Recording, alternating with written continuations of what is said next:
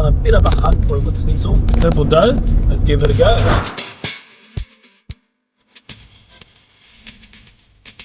This is the schnitzel, and it comes on normal toasted bread. Let's go.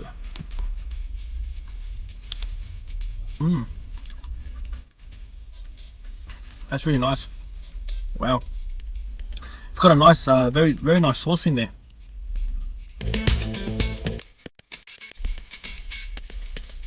I feel like the chicken's got like almost like a curry sauce to it.